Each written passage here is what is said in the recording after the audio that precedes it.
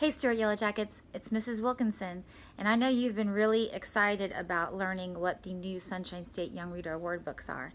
And I'm going to let you know the whole list soon, but I was super excited when I saw the list to see a book I've been enjoying, and that is The First Rule of Punk by Celia C. Perez. In this story, Maria Luisa, Malu, thank you very much, is forced to leave her Gainesville home and her punk rock dad behind to go live in Chicago for 2 years with her professor mother. But her father tells her, don't worry, just remember the first rule of punk. Be yourself. And on the very first day of school, in her new school, Posada, Malu realizes that there are some people that are going to try to give her a hard time for being herself. So I want you to picture it. It's the first day of 7th grade. She has decided to rock out her punk rock look with some big heavy makeup. And she walks into homeroom, and we're going to find out what happens when she meets the girls that are going to give her a hard time for being herself. Listen along with me. Chapter 6. Finding homeroom was easy. Walking into it was a little harder. I stalled a bit, looking at my schedule and then at the number next to the door. It was definitely the right room, and I knew I couldn't avoid it forever. As soon as I stepped through the doorway, it felt like all eyes turned on me. "It's a little early for Halloween," someone called out. A few kids sitting in the back of the room burst into laughter. Miss Hernandez, the homeroom teacher, according to my schedule, stared at me for a few seconds too long before waving me in. Yes, she said, searching her desktop for something. "I may need to talk to you, but go ahead and sit for now while I get through roll call."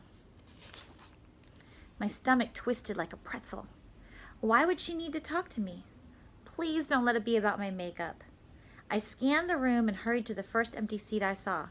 I'd barely slinked down into my chair when the girl sitting across the aisle spoke to me.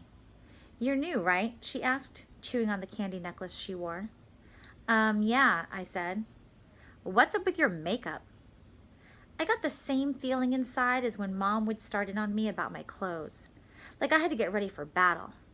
I knew the girl wasn't just curious. She was judging me. "What's up with yours?" I asked.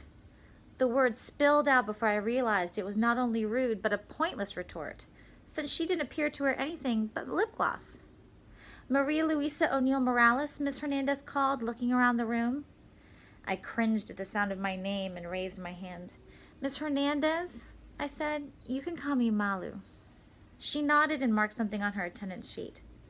"What kind of name is that anyway?" the girl asked. "It's weird."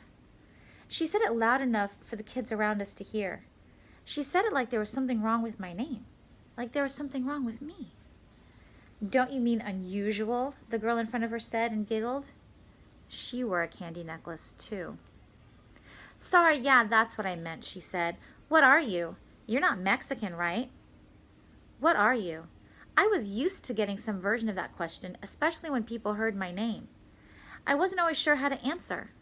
Sometimes it just seemed easier to blurt out what my mom calls my pie chart. Half Mexican, half fill in the blank with the names of a bunch of different European countries. I didn't think this girl would care much about my pie chart. She looked at me, waiting, daring me to say something. I had the feeling that no matter what I said, she wasn't going to like it. "I'm half Mexican," I said. "Half Mexican, huh? Psh!" It sounded like gas escaping from a bottle of soda. She looked at me from head to toe, then turned back to her friend, swinging her long curls in the process. She and her friend could have been twins. They both had dark glossy hair that hung down their backs, and their bangs were straightened and hairsprayed. I pulled my notebook out of my bag and wrote down some ideas for a new zine. I tried to imagine I was in a bubble that could protect me from this new place and this girl, like the one Glinda the Good Witch travels inside. "Selena Ramirez," Miss Hernandez called out. The girl who had been talking to me raised her hand without turning away from her friend. They huddled together and giggled. I knew what they were laughing about because every so often the other girl, the one who answered to Diana during roll call, looked over and made eye contact. "Malu, could you please come here?" Miss Hernandez asked. My bubble burst. I slid out of my chair and heard Selena and Diana whisper, "Ooh," as I passed by. When I walked up to Miss Hernandez's desk, she was flipping through a thin, spiral-bound book. Printed on the cover was Jose Guadalupe Posada, M.S. School Code of Conduct. "I could be wrong, Malu, but according to this, I think your makeup is a dress code violation," she said, putting the manual down. You'll need to go to the auditorium. Am I in trouble? I asked. Punks don't worry about getting in trouble, but this punk still had to answer to her mom. No, of course not. It's only the first day of school, Miss Hernandez said, but Principal Rivera wants everyone to be clear on the dress code. She held out a copy of the manual for me to take. Collect your things and head down there, she said. It's at the end of the hall. I nodded and walked back to my desk. I could feel Selena watching me as I stuffed my notebook and the Code of Conduct booklet into my backpack. Welcome to Posada, Maria Luisa, she whispered, before she and Diana broke into a fit of giggles.